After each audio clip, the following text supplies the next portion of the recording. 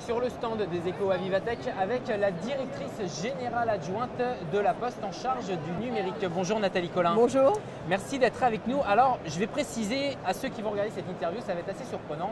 On va parler de la Poste, bien entendu, mais pas du tout de courrier. On va parler au contraire de santé, plus précisément de e-santé. Alors très concrètement, pour quelqu'un qui n'y connaît rien, qu'est-ce que la Poste va faire dans la santé, Nathalie Collin? On ne le sait pas, mais avec notre filiale d'Ocapost, nous sommes déjà premier hébergeur de données de santé en France, puisque nous hébergeons le dossier pharmaceutique pour l'ordre des pharmaciens. Et donc sur ce fil-là et sur le fil du rôle de la Poste historique qui est d'être un tiers de confiance, on a construit un écosystème de e-santé autour d'un espace numérique de santé qui est un lieu finalement validé par les hautes autorités de santé de storage, enfin voilà, où on garde, où on conserve les données, donc voilà, un data lake de données.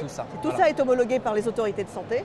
Et puis, on a construit une infrastructure avec une application e-santé qui est une vision de la santé complètement patient-centric, c'est-à-dire qu'on permet au patient de considérer qu'il est acteur de sa propre santé et de lui donner les moyens, au travers de cette application, de suivre ses propres métriques de santé. Alors ces propres métriques de santé, ça va être issu des objets connectés, ça va être issu de laboratoires d'analyse médicale, issu de son milieu médical en général. Et alors justement, vous franchissez une nouvelle étape très importante avec un partenariat que vous avez signé, apparemment, vous allez confirmer ou non, avec le groupe Elsan qui est un des principaux acteurs français de cliniques privées. Oui. Quelles sont les complémentarités et à quel niveau allez-vous apporter des services? Alors on a monté cette offre de e-santé avec des médecins, en particulier avec le professeur Toledano qui était avec nous à l'instant. Et donc on a une vraie vision médicale de ce qu'on peut apporter sur la santé. Et là on arrive dans une vision business avec Thierry Chiche, le président d'Elsan. Elsan, c'est le premier groupe de cliniques en France. C'est 2 milliards d'euros de chiffre d'affaires, 2 millions de patients, 6 000 médecins. Donc c'est un énorme groupe qui a pris l'engagement d'utiliser la e-santé pour améliorer le suivi de santé de ses patients, donc 2 millions de patients.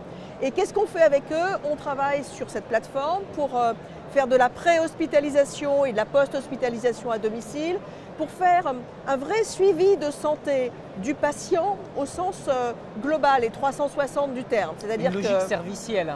Une logique servicielle et pas seulement une logique « je vais soigner une pathologie ».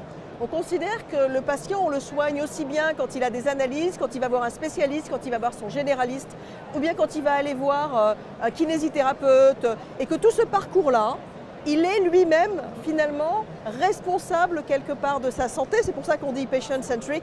Et la volonté d'Elsan et la nôtre, c'est de lui fournir les outils pour devenir un acteur de son parcours de santé. Alors justement, il y a quand même une question qui se pose en ce moment avec tous les scandales qu'il y a eu sur les données personnelles et on a déjà commencé à en parler puisque vous avez bien précisé que vous êtes homologué hébergeur de santé.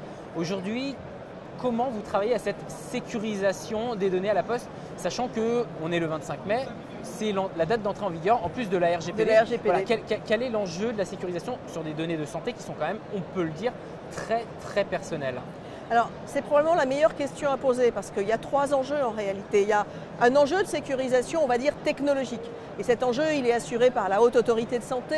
On est agréé Haute Autorité de Santé, évidemment. On est hébergé en France. Donc, toutes ces questions-là sont des questions technologiques. Mais il y a une vraie question qui est une question de modèle. La raison pour laquelle nous pensons que la Poste a un rôle dans le développement de la e-santé en France, c'est justement ce positionnement de tiers de confiance. C'est-à-dire que vous voulez déposer toutes vos données de santé dans l'espace numérique de santé. Nous vous fournissons l'infrastructure. Et pour votre compte, en tant que tiers de confiance, nous nous assurons que si vous voulez partager vos données, par exemple, avec votre mutuelle pour obtenir un parcours, pour lutter contre la tabagie, on va donner accès à votre mutuelle à ces données-là spécifiquement. Et on va couper l'accès au moment où vous allez décider, en tant que propriétaire de vos données, de le couper. Et ce rôle-là, il est extrêmement important puisque la portabilité et la sécurité, elle est assurée par le patient lui-même qui décide, lui, de ce qu'il fait de ses données de santé. Et le fait que la Poste soit une entreprise publique, c'est également quelque chose sur lequel vous pouvez capitaliser pour apporter de la confiance ou est-ce que finalement, il y a toujours des risques? Alors, personne ne vous dira que dans le digital, il n'y a pas de risque. Mais après, il y a un modèle. Nous, on n'a pas un modèle d'aspiration de données pour aller les traiter et les revendre. Donc ça, c'est déjà un changement très important. Les risques existent pour tout le monde et personne n'est protégé de cela. Par contre, la Poste est vécue par les Français comme une des entreprises dans lesquelles ils ont le plus confiance. C'est vécu comme l'entreprise la plus utile.